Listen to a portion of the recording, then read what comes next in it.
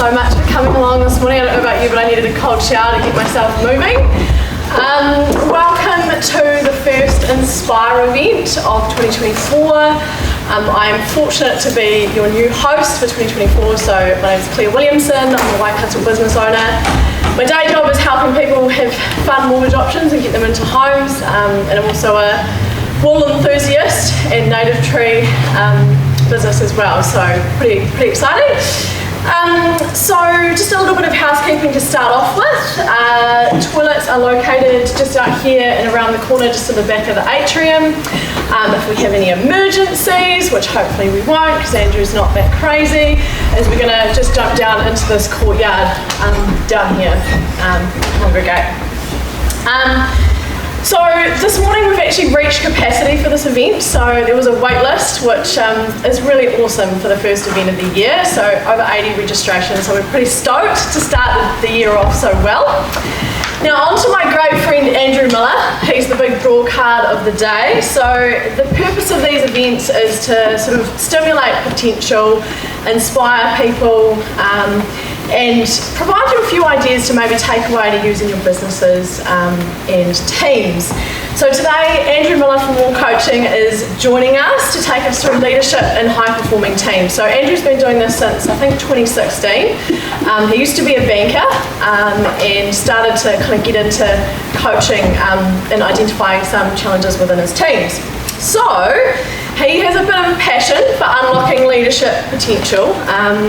You won't get a token surface level thing here. This guy's all about authenticity, vulnerability. Expect to maybe feel like you might need to cry. You will get pretty deep. There'll be a bit of transformation, and I've been lucky enough to experience this myself as well through several of his programs over the years. He's a lad from the Tron. And he prides himself on his relatable, down-to-earth style. So we've got his beautiful wife Hannah here today, and he's got 4 children, Brigitte, Quinn, Darcy and Zinzan, and he is super proud to call Waikato home. So I am super privileged to be here with you today, Andrew, and I will invite you up to have a bit of a chat to everyone and get things started. Thank you.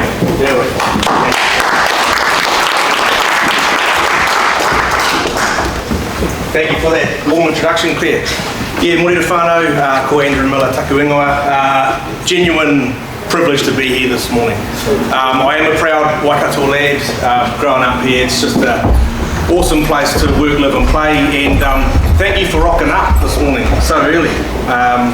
Hannah and I were setting our alarm last night and we're like, shit, we get up at 5:15 to get here. So the fact you've made it here, I appreciate you giving your time. Yeah, very quickly, my journey to get here, I was in corporate and commercial banking for 11 years. I received some coaching in a young leadership role that I was in. For me, it was life-changing, and I thought, I asked my coach, I said, is this your job? You do this every day, going and talking to people and helping them figure their stuff out, basically. What do you want? How do you get there? She said, yeah, cool. I said, that's me, awesome job. I want to do that. So I made a plan to leave the bank, did that. That was 8 years ago. Fast forward to now. My introduction into sport, I was doing a little bit of work in Sydney, and I was flying back home from Sydney to Hamilton, and the New South Wales Swifts netball team were on our plane, and I was sitting next to the assistant coach, and she had a book about leadership or sport or something. We just got yarning. Yarned the whole way back, well pretty much she talked at me and I listened, and I bought her that book called Legacy. Anyone come across that book before? Yeah. Bought her that book, just said a nice thing in the inside cover, hey, great to cross paths, let's stay in touch. Took her down to the Novotel Tainui, and she sent me a note back. That was so touching. Rah. Next season the coach changed, they got me in, and I've been working with them ever since. I was with them on Monday. And I've been fortunate enough to work with, done a little bit of work with the Chiefs leadership team, Waikato Bay of Plenty Magic, still work with the Swifts, Tongan netball team went to the World Cup, and also Northern Districts Cricket, their men's and women's program. So I'm going to be sharing some of those insights from sport, but also just some insights and things I've picked up from business as well. Spoiler alert though, there's nothing overly magic about that high performance sporting environment. I sort of walked into some of these environments going, oh, this is going to be different because these guys got their shit sorted. They don't half the time. They're just dealing with a lot of the same things that we're dealing with. However, I think their tools for protecting their culture are maybe a little bit more effective or a little bit easier to protect their culture, but we're going to touch on that. In terms of today, I've designed today so that you take away some actual tangible things. I want you to there'll be a couple of moments today where you'll have a conversation with the people around you, and I hope you take away one or two things that either you have the conversation in the room, you're like, yeah, actually, we've got to do something about that, or you take a conversation back to your workplace and you're like, I went to this thing this morning, I think we need to yarn about this. Yeah, I want you to take away some tangible things. I'll go pretty fast. We don't have a lot of time, so there'll be some things you'll be like, what did he just say? I don't know, ask me later. So, we're into it. Big fan of this book, a guy called Owen Eastwood, The Ancient Art of Togetherness. I'm just going to play you a very quick video around why culture matters. The English Institute of Sport shared that insight with me once, which I've held on to, that 70% of behaviour is determined by whatever environment you're in. I've not seen the actual study of that, but I still feel that's quite a useful conversation piece as well, is that our behaviour and our mindset is fundamentally affected by whatever environment we're in. So to neglect that is absolutely crazy in my view. So that's what culture is. I don't mind people rolling their eyes around culture, because I do think it bores me sometimes when I hear it, the way I hear it talked about. It's often too abstract and fluffy. I don't even know what they're talking about. To me, it's the most practical thing in the world. It's the environment that we are in at any point in time. And how's it making us feel? Is it giving us confidence? Is it making us feel a sense of belonging? Is it making us feel like we've got a connection with the people around us, or is it not doing those things? For someone to say those things don't matter is, unfortunately, I have to say, is slightly misunderstanding human nature. They're very essential. Stream Sky Sport.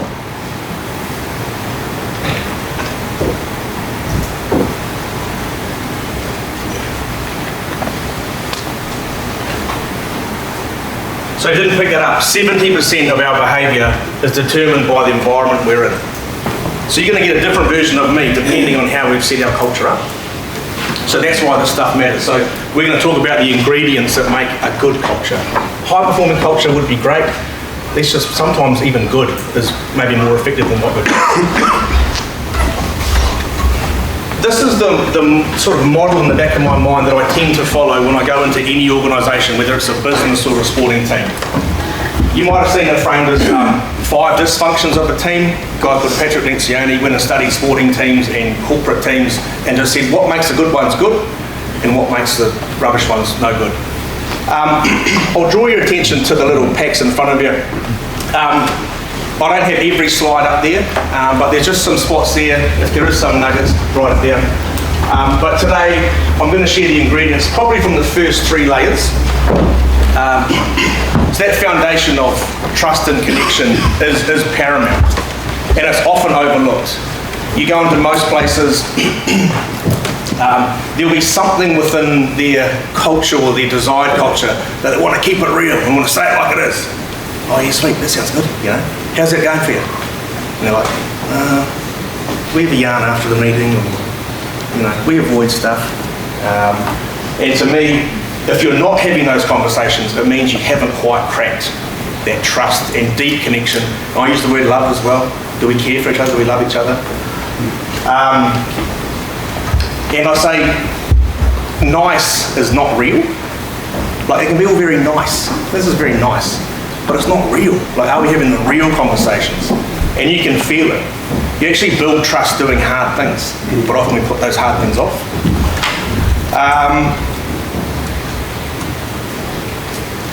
Yeah, and we can have a sense of false harmony sometimes. So just where are we at with that? And it's the leader's job to drive these things, or to always be assessing how are we showing up.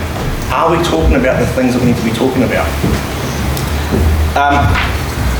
And often we're not given the skills to have those hard conversations. So a couple of examples, I was talking to a CEO the other day, she had one of her team that was a little bit more experienced. She goes, I just had to get him in. I don't remember what his name was, so I'm going to make it up. John, you're bloody grumpy. And I'm sick of it. This is what I'm hearing from you. Da, da, da, da, da. And it turned out he was over it. He'd been in that role for a certain amount of time. But often we would avoid that conversation. Often we'd be like, oh, I don't know how to talk. John's been here for ages. How do I talk to him about this sort of hard thing? So they uncracked a really meaningful conversation. He still wanted to be a part of the organisation. He just wanted to produce his hours and have less time there.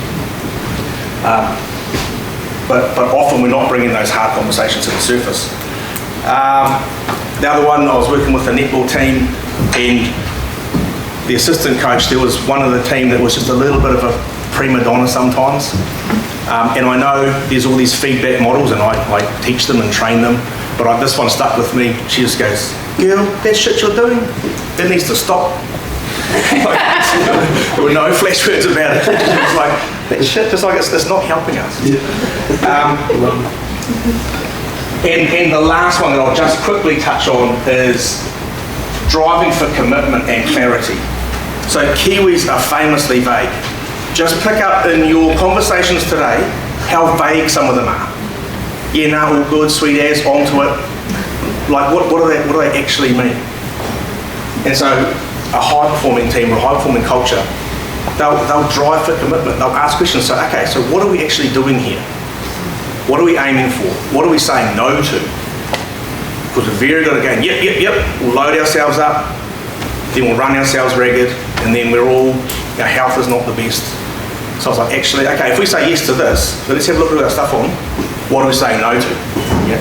And then like, when are we going to get done by? So just, it could be 5 minutes on the end of a meeting where you just go, let's just sort our lives out. What I'll get you to do though, is refer to your little handout book. Have a conversation to the person next to you if you came with people from your work, or even if you just met a new friend, and there's some questions there. So if I can have just down the bottom, you don't have to go through all of them, but how strong are the levels of trust at your organisation? I'll go to the next slide actually, because there's one little, yep. If we do a good job of that connection, trust, we will develop something called psychological safety. I feel safe to be me. I feel safe to ask questions. It might be a dumb question, right? I can rock up and be myself. It might be like, I know we've talked about this for a little while, I still don't know what that acronym even means, you know. And if we get that, you're going to get the best of me. That's going to be part of that 70% where actually you're going to get all of my capability. So those questions down the bottom, what do you see, hear and feel that make you give that assessment? So just have a yarn about those questions here. I'll only give you 5 minutes because we don't have ages. Yeah?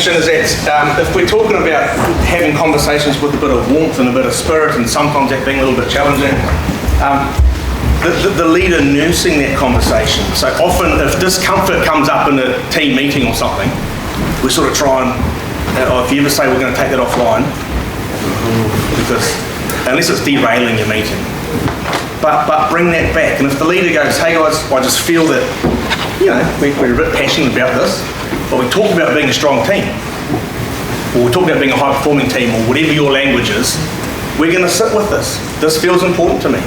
So we're going to stay in this yarn as long as we need to, and that's good. We got this, we got each other. So let's keep going. Janice, tell me about that. Why is that important to you? Keep going. And then, oh, okay. And you're sending those messages that, like, I'm a courageous leader. I'm the opposite of fearful to have this yarn. I'm not talking about myself. That's what you're signaling. We're going to go there.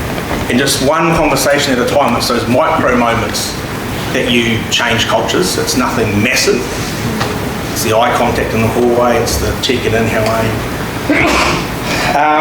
So if you could change, yeah. So how do you increase the levels of trust and connection in your organisation? You dedicate time to it. So it can happen in every single conversation, but I do think there is a space for actually, we're going to have a different sort of conversation. I say talk a bit of shit, not shop. So when do you, yeah, what are your moments where we're just going to hang out? Because, oh no, if we look at our priorities, like, what's our outcome from hanging out? It's like, it'll be huge, right? So when do you have your breakfasts or your coffees? I don't work for the alcohol industry, so I'm not promoting drinking. However, when I started work, I'm 41, so this is like 20 years ago, we would have a beer at least twice a week. And we'd literally just turn our chairs around and we just debrief the day. Whew, how we going? Hey, I overheard you on the phone to so-and-so, that sounds pretty gnarly. Oh yeah, da-da-da-da-da. Or, oh, you got that loan? Oh, it got declined. Oh, talk us through that. Oh, well, we don't have enough security and da-da-da. Oh, have you thought about this and that? And we knew what was happening in each other's lives and how people moved house. And it was just 2 beers, we weren't ripping into it. But what are those, where do you break bread? Where does the boss get the barbie going unexpectedly, no invitation, everyone rocks up, here's a bacon buddy. Oh, sweet, okay. And we just talk a bit of rubbish. It's healthy. So what I do with teams when they engage me is we do deliberately go through that. What's the story we've been on to get here? First time I worked with the Swifts, not this particular photo, got them in a circle of chairs, asked them 2 questions. What are you deeply proud of? And what are you most proud of in your life? And what are you deeply passionate about? Let's just have a yarn. And we just went. And they basically cried for 2.5, 3 hours. But it was like touching and moving. They still talk about it. And then if you go, oof, I didn't know that about you. You have this unwritten connection, and you've got more in common with people than you think. Shared experience is good. Get off site and do something. Go for a walk, do something where the hierarchy's removed and the newest person's got to help the boss, and just all that hierarchy from the workplace is gone. Next one, please. We had a session with the ND cricket team. I think I asked them, who's the person that shaped your life the most? And what's a time or moment in your life that shaped you? And reasonably, I mean, they're a friendly group, but, you know, sort of a little bit closed off because we're like, oh, how's this going to go? Of course, I set it up. And I say, you don't have to share anything you don't want to share. This is not about bringing up past trauma. Keep yourself safe. But let's just have a yarn and see how we go. That language is quite nice. Let's just see how we go. Boom. And they were sharing deep, meaningful things. So when do you create space to actually know each other? Also, too, if you have someone new join, how do you rebuild that? Because it's all right to get some Turk in like me, or you run a session and then so-and-so leaves and so-and-so starts. I was like, oh, we just did that stuff, you know, how do you sort of induct them but bring them right into your culture? So you might have to repeat some of that stuff, but do it differently. Something else I do sometimes is like a couple of questions. And I go, right, team, just write down a random question that would be quite fun or interesting to learn about each other. So write a question down, shake it in the cup, pass the cup round, Piso pulls one out. What's the most memorable meal you've had in your life? Oh, okay. Oh, well, it was this one time. And you just, yeah. So when you have someone new, are you aware that, okay, we're going to have to bring them in? Okay, the next one. And I say here, so what are your connection rituals? Right? So on those coffees or the breakfast or whatever. This is a video from the Netball World Cup, so I worked with the Tongan team for a year. We introduced lots of connection rituals. And one was our team announcements.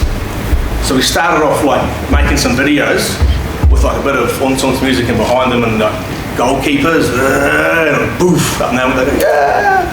Then after like 3 of those, like, okay, we have to jazz this up a little bit.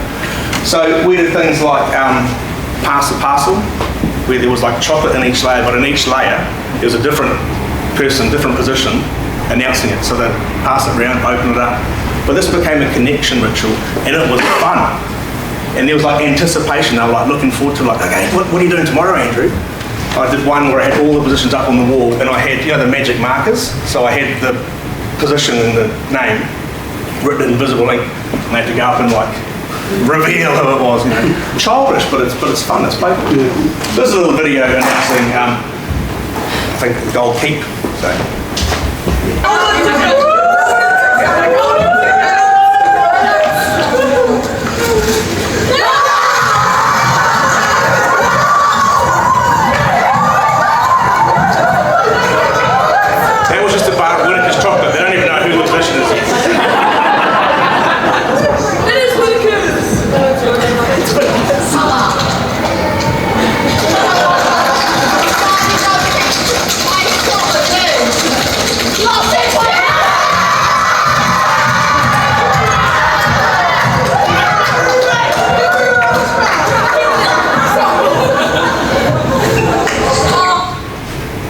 Cool. What are the deliberate things you do that bring people together and have a bit of fun? Yeah? Go to the next one. Oh, I'm big on energy. Energy is real. Again, that's 70% how I'm making someone else feel. I won't touch on that for too long. You can go to that one clear. So in terms of that feedback challenge, and I have contribution in there, sometimes it's not even challenge or feedback I'm going to give. Actually, it's just getting someone to speak up. So on that, so two things. Feedback is for two purposes. It is either you're doing something well and I want you to keep doing it and I'm going to let you know, or you've gone off track and I need to get you back on track. So if we were driving from here to Wellington and we see a sign for Warkworth, what do we know? Going the wrong way. When do you want to know that you're heading north? As soon as you can. Yeah. But we wait for the right time. We go, I don't want to do it on Monday, I'll ruin their week. Don't want to do it on Friday, I'll ruin their weekend.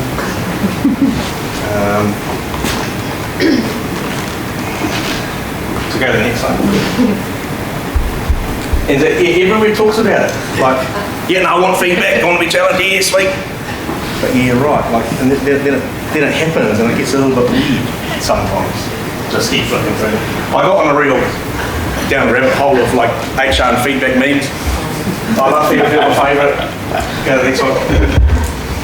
I'm in for positive. And it's kind of true. Yeah. This one here. Yeah, I'll explain it. Make up your own. Yeah. John Sturgeon, he was the manager of the All Blacks in the late 80s, early 90s. When I was working in Greymouth, he came and spoke to us. Massive dude, heaps of money, huge hands, old coal miner. And he had his 10 leadership things on a bit of Cuba paper, and he came and spoke to us. And one, he said he had a sundown policy. Oh, tell us about that. He goes, oh well, if I ever had any beef with someone or there was something I had to address with them, I would always do it before the sun went down. Oh yeah. And he goes, I never had a bad sleep in my life. And he said, yeah, I'd wait till I was like calm if they'd really pissed me off. But he goes, never had a bad sleep in my life. The other thing I took from him, I'm going to touch on visual management in terms of that clarity. I don't think we do visual management very well. But he had another story. He goes, there was this one shift where, for whatever reason, boys, or it was boys back in that day, boys came out of the coal mine, and one of them on the yard with his boot just rode a massive 64 on the ground. And the shift coming in goes, oh, what's that? And they said, that's how many tons we've got, boys. Get some of that. Oh, okay, sweet. Group coming out has 66. And so they cross out the 4, ride a 6. And I just thought it was a good example of just short-term focus, a little bit of competition, let's rally together. So, sundown policy, visual management 64. So all of the stuff that I'm sharing with you, I am going fast. So there's not a lot of time to think. But I hope you are thinking about, okay, at our place of work, what are we doing? How can we pinch a little bit of that? Is there anything, and it can be rough as guts, it can be butcher's paper just slapped somewhere it shouldn't be. I actually think that gets your attention more. Whatever it is you're working towards that week. Boom. That one there is another version of you driving the wrong way, but if you had your fly down, I'll check my fly. Yeah. Or, someone had their skirt tucked in where it shouldn't have been. When would you tell them? Is it my family? Yeah. If it's a good friend and they've got half a letter stuck in their teeth, you probably don't tell them. But again, you tell them straight away, right? You don't wait till morning tea, you don't wait till lunchtime. Feedback is love, and feedback shows that you care. Because we've all got stuff to do. And if you got it your way, you've given me your time and your energy, and there's discomfort for you in giving me that feedback. How often do I go, even if it kind of, I have some feels in that moment, how often do I go, hey, thank you for telling me, man. Like, I really appreciate it. I know you couldn't have told me if you didn't want to, but you did, so thank you. And again, you're setting that expectation that I want your feedback, thank you for doing it. The art of recovery sometimes. Or even if you were a bit of an egg in the moment and you're like, no, what do you mean? No. Going back later, once you've had a chance to think about it and going, hey, before, thank you for what you said. Yeah. Keep going. Catch your people doing things good. Traffic cop doesn't do that. They don't pull you over and go, hey man, just back there, the way you changed lanes was exquisite. You gave an appropriate amount of warning time with your indicator. I saw you check your blind spot, you came over and mint. I could have recorded that, bang on. Have a great day. Like, what? They don't. And it's the same with feedback. Often we only get feedback when we've stuffed something up. So catch your team doing things good. Just let them know. Bang. I say frequent and informal. More specific the better. It makes the feedback a little bit more quality. But I will take poorly delivered feedback over none. Yeah. I've banged in too many slides, but. Rumble language. This is something that Ange introduced to us. It's from Brene Brown. This is some of her language that I think it's in the slides there. Just for having a conversation with a little bit more depth or a little bit more meaning, probing further, and I say staying in the chat. We feel a bit of discomfort come up sometimes. We're like, oh, don't like discomfort. We were talking earlier about why camping still works, right? Because we've been so wired for comfort. We are wired for comfort nowadays. You don't like the song, bang, change it. You go on Netflix, you watch whatever you want. There's so many examples of just like comfort. So again, if you're feeling that discomfort come up, there's probably something good in there. Probably like, ooh, okay, we need to stay in this. I'm going to exhale. Keep going, John. Keep going, Sally. Let's go. Tell me more. Going back to the slide I flipped over, that tone and energy are really important.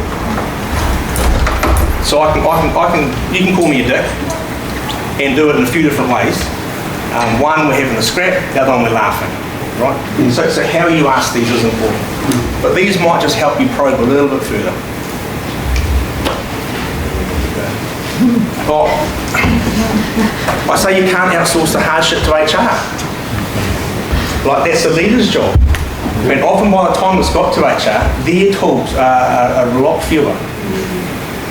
So leaders, it's your job. You just do a walk around. You walk through the office and you just smell something's not right. Just have a yarn. How's it all going in this department today? Whatever. There you go. And the other one I like is kill the monster while it's small. Whatever the monster is. And a monster doesn't have to be a bad thing, but address the hard thing while it's small. It'll save you sleepless nights, heartache later on. Yeah. Oh, I found this one because it's in relation to the catching people doing things good. Like, it is. Can I have 5 minutes? And they go, oh shit, what have I done? It's obviously because you're not giving them enough feedback. Frequent and informal. If you're just, if, you're spreading love the majority of the time, giving props, there's something about our life. We're seen, we're recognised, we're appreciated, and then when I do go, hey, can I have a minute, just the way you did that, talk me through that. I'm not going to be all like, ugh, because you're giving what I need. I appreciate it. Visual management, and I guess keeping us on track.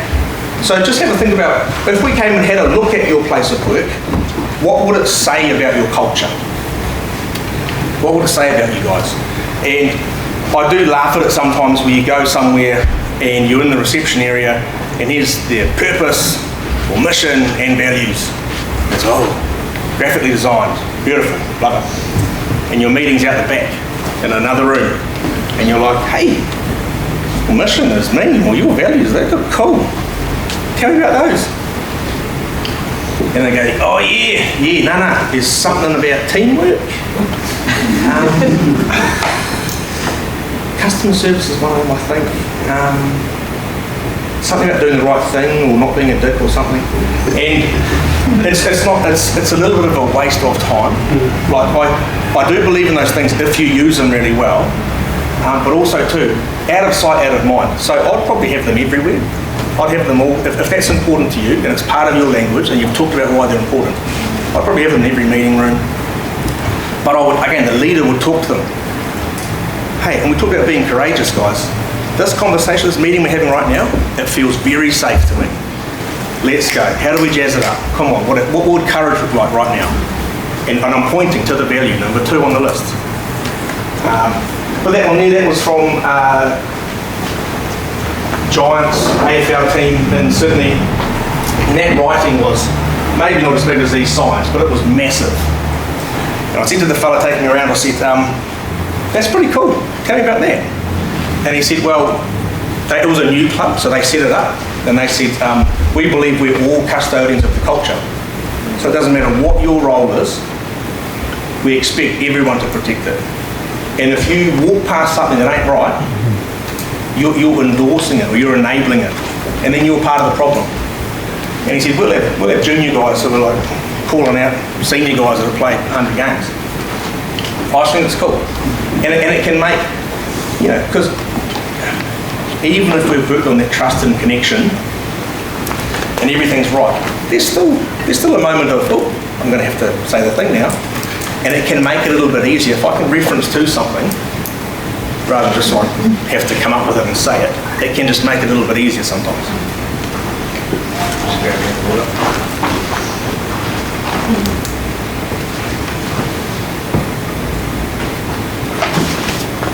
Quite a few examples from the Tongan team, but one of our examples of visual management was we had our purpose. So one was row the boat, one was Sepi Kai Ha, which means we are strong, but we are small, but we are mighty, and our values. And everyone got made one of these to take home because for the World Cup campaign, half the team lived in Aussie, Brisbane, Sydney, Victoria, and half lived in New Zealand. Auckland, Wellington, one down in Christchurch. And so we had to go away. So this was our visual reminder when we were home. And then when we were together as a team, there was a really big one. And in every room we were in, at least one Tongan flag. And the big one of these. And we would talk to it all the time. that was an example of visual management. So what's keeping your team on track? Reminding you of what you're there for?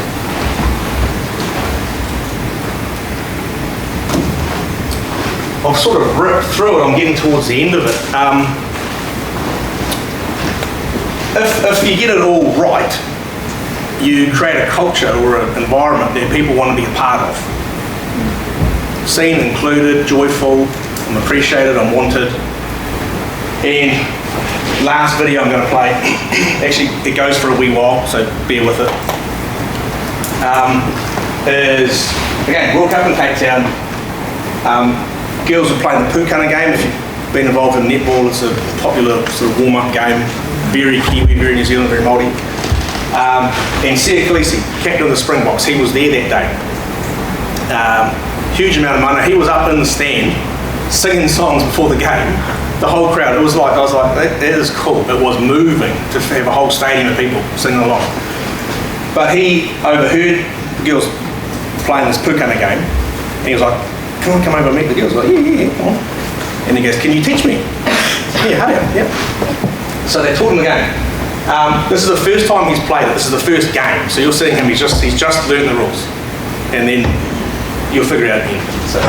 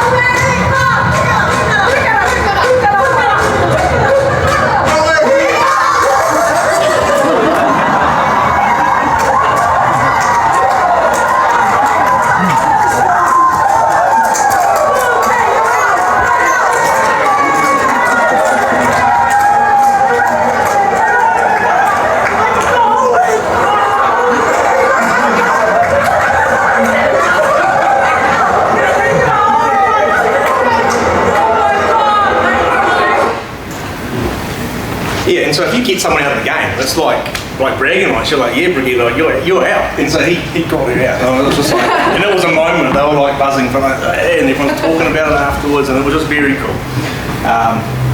That was a culture that definitely had a good feel to it and got the best out of you. On the back here of this slide, when Claire and I were sort of talking about what might be topical and relevant, interesting for you guys. Excuse me. Shouts to like one of the better leaders that I've come across, or one of the better coaches. This is Bryony Aiken. She's a coach of the Swifts. She actually went over with the Silver Ferns to England in January of this year as an assistant coach. She's one of the better leaders I've come across. And why is that? She's just kind of got that balance right. She's like an auntie.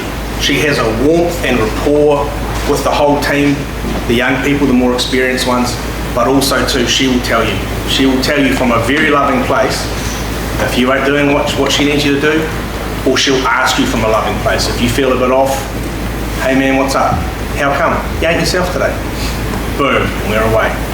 But lots of people would avoid that chat. That's kind of us for my like sort of formal presentation part. So yeah. Oh yeah, two things. If you do want a copy of the slides, QR code there, bang your details in, we'll email you a copy. The other one is on the back there, I developed an assessment, a high performing team assessment. So if you want to book a coffee with me to go through that, where are we at? Where are we strong? Where are our gaps? Again, QR code there, bang your details in, we'll have a coffee, see where you're at. Yeah. I think Claire's got a couple of questions now. Yeah, we're just going to jump on these little orange seats. Yeah. And then I'm just going to invite you guys, if you want to ask any questions of Andrew about his experiences or something that he's talked about, feel free to sing out. Otherwise, I've got a couple of questions that I thought might be helpful, things that I've asked him in the past and he's been really helpful with. But if there's anyone that does have a question, just chuck your hand up. I'll start maybe with the first one. So One of the things that I think everyone finds really difficult is challenging situations where you've got someone like coming at you and they're really either challenging your values or they're challenging a situation. Like, what are some of the techniques that you've used in maybe if you think back to the most difficult situation you've been in, what are some of the techniques that you use to kind of diffuse it and to move forward positively? Because I think that's something we all deal with from time to time. Yeah, well, sometimes you feel a little bit ambushed or, that discomfort, you feel that coming up. I just try and slow it down. So if I can remember to breathe, and it sounds so stupid, and you've heard this all before, other things you've been to, exhale would be something I do, and I'll just try and slow it down. So if Steve came up to me, or we're having a chat, and it's getting a little bit heated, I'll just try and slow it down, and I'll either use the rumble language, or I'll push a question back, or I'll just sort of stall somehow. And I'll go, yeah, cool man, let's have that yarn. Just remind me again, what's the context I don't have? Or something like that, that just pushes it back, and I'll deliberately try and slow the language down and buy time. And this sounds a bit hippie woo-woo, but I'll try and project an energy into that space that hopefully calms it down. It doesn't always work. I can't always do it, I'm a human. But I've literally sat there and gone, I'm projecting love to you right now. Like, I know there's something in here we need to talk about. And of course, I've had times where I don't do that and I fight back. But, I've had a couple of examples where I've tried to give the feedback, but in hindsight, I wasn't clear enough. And probably let people down, I would say, in terms of actually, my learning from those moments is that I should have been way more direct. This is in sporting environments. We're trying to slow it down. Yeah, go. Have you, in dealing with businesses, have you found that it's easier to have this conversation, connect and build this team up with like the white collar environment, where you go down to the blue collar environment?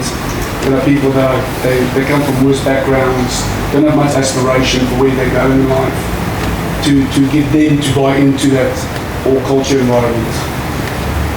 I don't know if you all heard that, but the question was, how do you reword it a bit louder? Okay, so how do you, if you have someone that comes from an environment that's more like a blue collar environment, that come from a family that didn't have much aspiration, and in our industry we have a lot of young people coming from fairly abused families, and they clearly say, I don't care for what I do in the future, I just want to work, that's all I want to do. How do you get them to buy into this if they don't even believe in themselves that much, without spending hours with them every day trying to coach them, and you got 30 or 40 of them standing around all over the town? My response to that is pretty easy, is that I don't think it matters. Where we've come from, blue collar, white collar, whatever, some of those basic principles still apply. I want to be seen, connected, acknowledged, thanked, good job, you're improving, let's get together over kai. We still want to get together and have a coffee and have a bacon buddy or whatever it is. That little pat on the back, like I say, we all want that scratch behind the ear, and it doesn't matter, even if you're more senior, you probably get less of those little scratches behind the ear. I'd say same principles apply. You're wanted, I love you, thanks for being here, good effort, keep going. The future will figure itself out, but someone like that who maybe doesn't see much of a future for themselves, if day by day you'll see a different version of them. Then next year they'll start setting goals. Love it. Has anyone else got any questions? Otherwise I'll just keep rolling on.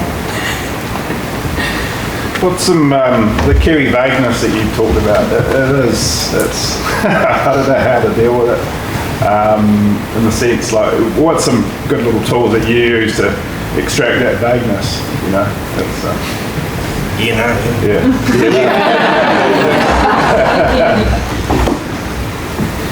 I think I talk about improving our dialogue just 1% at a time, and again that tone and energy we bring into it, I would just say at the end of it, sorry, so when you say that, what do you mean?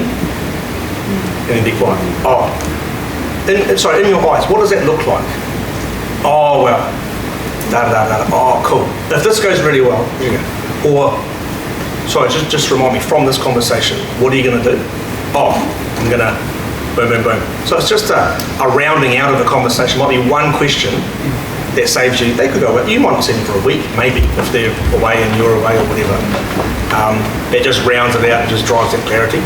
And it might be more than one question, but even if you threw one in at the end, I guarantee that'll get you a bit more clarity. What does it look like to you, like when a team's kind of performing really well together? You know, if we talk about high performing teams, right? And that's across sporting sectors into business. Like my perspective is that when teams are high performing, they achieve more. What does that look like? What kind of characteristics would they show if they are performing well? And then like how can we build our teams in that respect? Big questions. I think we take ourselves too seriously. Like, I do. I just think somewhere along the line joy has become a little bit secondary. So even if you had, even in your household or your workplace today, try and pick up how much laughter you hear. Just put that on your radar. Because I think teams or families that are enjoying each other's company will get more done, right? People come first, business stuff comes second. So that thing, what does this feel like? If we're just a fly on the wall and we're looking at this team, what are we seeing, noticing? They look like they're enjoying each other's company, they're happy to be there. Those are two good starts. Further than that, there'd be other like mechanical things, but I think that's a very good start. You'll probably know who the leader is, you'll probably be able to tell, but in some settings, it's probably a good test if you don't know, obviously, because they're just all sort of getting on together and things are kind of humming. Of course, the leader plays a role and you'll be able to tell who they are, but the leader shouldn't be the one doing all the talking. What else you got? Questions from the floor? Yeah. Well, we've got I'll rattle through it and stuff I see that you're probably like, what do you mean by that? When you do start getting a bit of momentum with the team, what are the warning signs that you might be losing out there to go back to where it was or take you in a new direction? What are you looking to read? Question from Steve was, if it's going good, what are the warning signs where it's going off track? Again, I think leadership is simple in some respects, and it's just staying attuned to what's happening. I think you need to turn your intuition on. Often, you will see it. The leader is someone who has a very good head, often, right? What is their heart, gut, and spirit saying as well? So you got to walk around and just, what does this place smell like? What's the nature of this place? Is normally rippling with banter, and today it's quiet. Why is that? And checking with people. Hey, I heard a rumour that no one's coming to the Star fishing trip. What's the go? Or I don't know. I heard a rumour that da-da-da. Talk me through. So just being connected, asking questions. Yeah. And is it the team's job to police that, or should it just be the leader? Is it an ideal world that self-police? Question is it the team's job to police that, or is it the leader's job? If you talk about a true high-performing team, it would be the team going, hey man, your high vis ain't on, put your high vis on, you know, and that does happen. That is a good goal. I think we should probably aim for that depending on your context and what you're up to. But the leader needs to make sure it's happening. So I think ultimately we should be able to call each other out and go and check in with each other and make sure and look after each other. How are you? Seem a bit off, all that kind of stuff. But the leader's just got to make sure that it is happening. Yeah. Yes. So in these days where you've got so many people remote working or allowed to work in different countries, how do you adapt this where you can't physically get people together? Good question. I'll put it back to the room. No. It's a good question though, because I think there is something to be said for just a bit of that non-verbal conversation you have in the smoko room. That's just a bit of an eyes up. I see you, you see me. I hope your day's going well. You're saying the things straight back to me. And if we're not, I think you probably just have to work a little bit harder. People go, oh, you can't read body language through Zoom. Bullshit. You hard out can. Or if you don't know, I'll just ask. I'll just sort of say, hey, you seem a little bit off today. Just talk me through. No, I'm all good. create space for it. Create space for it. You can still bring in the informal connections on Zoom. I know we've all done that. It's a little bit harder, but I think you have to. Or you just notice. Old mates not thumbs up in the emojis as much as they used to, or I'm just noticing that they're pulling out a wee bit. I'm going to check in with them. Yeah. Create a banter chat group. Yeah. Yeah. Meme of the day, or I don't know. Love Andrew. Yeah. Where do you start in terms of addressing a poor performance culture? So if you have a team that's, the culture's not great, and you as a leader want to start addressing that, where do you start? Like, how do you make that conversation and get that going? Not to refer straight back to that, but I would probably go back through a process like that. So whether you say it explicitly or not, might be like, hey, I feel we just kind of don't know each other's story that well. So what I'm going to do is I reckon we spend some time learning who each other is. You might say that, you might not. But doing a bit of that. And then, you might be asking, hey, what are our expectations here? Just out of interest, like, what do we stand for? What are the behaviours that we want to see? Old mate says something, old mate says something else. Okay, there's confusion there. So I'd reset some of those expectations. And then you got to follow through. So often I'll build up the courage to give Brigitte that feedback, and I think my job is done. I feel, sweet. I was like, no. Like, the most important conversation is probably the next one, where I've either seen a change in behaviour, and I've gone, hey man, like, props, we had that yarn earlier. I have noticed you're turning up different. I've noticed your da-da-da. Or you haven't. You're like, hey man, we had that yarn. This is what I'm saying. Well, actually, if I'm honest, I haven't seen change. Talk me through. So a bit of a process. Like, you can't just no one thing will fix it. But I think you've probably got to go through a version of that. There's like reset some expectations. Let's go back to some basics, and then you're going to follow through on like making sure everyone lives it. Yeah. Cool. Yeah, I think that might be us for time, but obviously you can reach out to Andrew if you do still have questions, and grab these slides and like refer back to your notes, because some of the stuff has just been really gold this morning. I know it's early, but yeah, the sun's come up, and I think Andrew's shared some really, really awesome stuff with us today. So I think I've got a few nuggets that I'm going to take back to my teams. Which, yeah. Thank you very much.